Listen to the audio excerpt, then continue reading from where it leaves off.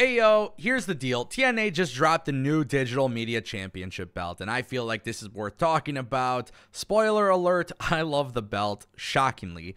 But also at the same time, too, I think it's really important for me to really discuss in depth what I would do differently with the Digital Media Championship in TNA. Maybe you're not a TNA viewer. Maybe you're somebody trying to give it a chance at Hard to Kill. I'm going to preface everything by saying the Digital Media Championship hasn't been the most exciting thing in Impact Wrestling, but it doesn't mean that can't change, especially now with this new redesign. So let me just tell you guys off the rip, I love this design. I'm actually shocked by how much I love this design, because this was the belt that really made me think maybe they should just get rid of it and go with like a TV championship or something like that.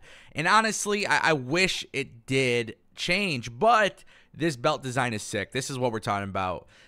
This is the new Digital Media Championship. You got the gold, you got the plates, it's shiny, you got the signature red and yellow new TNA logo. Dude, this is dope, bro. This is such a sick design. It's not too different from the original Impact Digital Media Championship. This is a little bit smaller. I just think it looks really clean, man.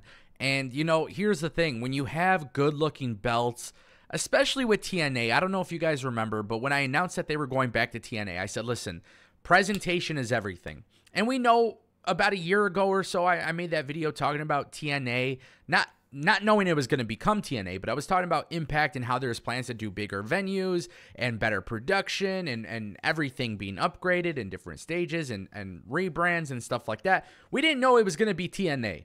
And what's cool is presentation is so important because your championship belts are a prize.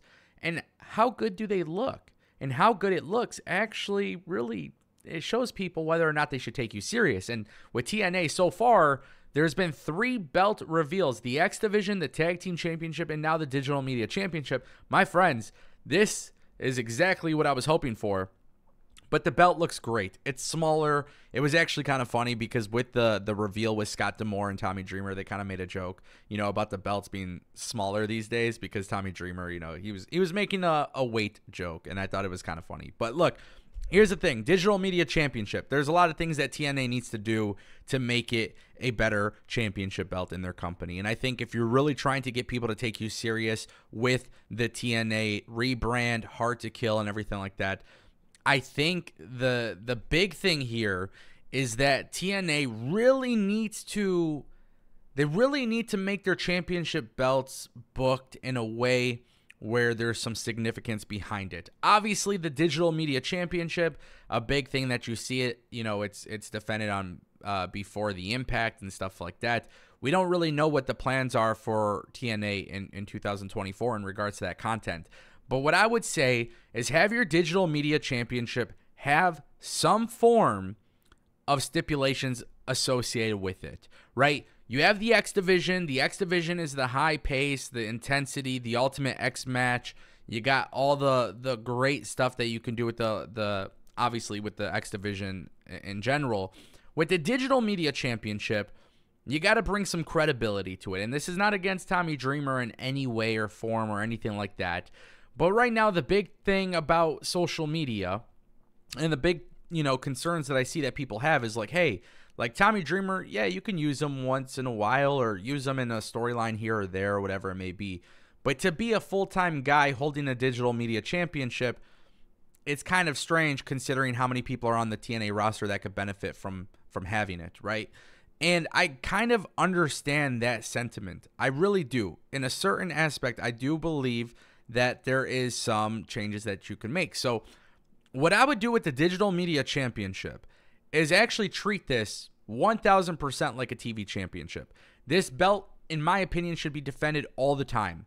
There could be open challenges. There could be storylines. There could be a lot that you can do in that regard. But this doesn't have to be like a world championship type of thing, right? This could be something where talent want a chance to win it.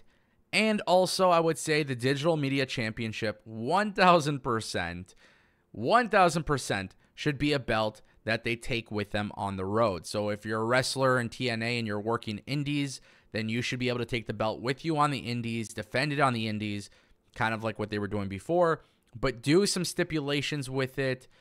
I truly believe that the Digital Media Championship could actually be a good thing for the company.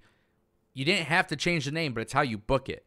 There's a lot of talent out there. Crazy Steve, Tommy Dreamer's happening at Hard to Kill. Do the title change.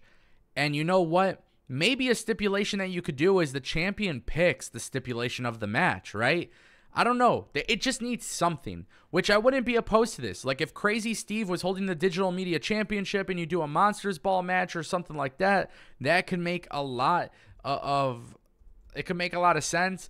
No DQs, no, you could do like the Extreme Rules, like hardcore matches, whatever. If you really, really want, man, and TNA could get away with this. I feel like TNA is good enough to get away with this. You could even do the 24/7 championship thing if you really want.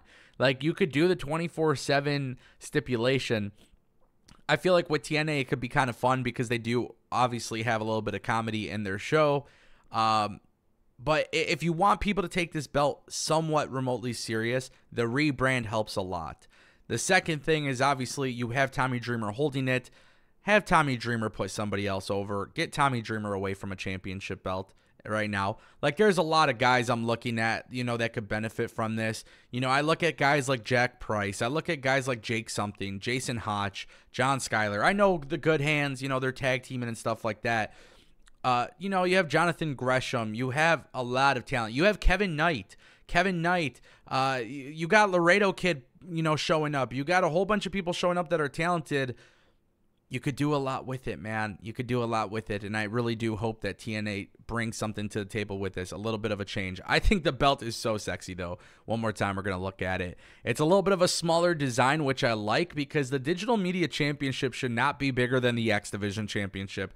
It should not be bigger than the World Championship, which, look, I'm going to be honest with you guys, watching this and seeing how they're revealing this, I have so much confidence that the rest of their belts are just going to look so great. And if they could just give us a big gold belt with the TNA logo in the middle of it, that World Championship would be beast. I know this is not the most popular opinion, but MLW has really, really big championship belts, and they downsized them. But if all these belts, like the X Division belt is pretty big, the tag titles are pretty big, the Digital Media Championship belt is kind of small.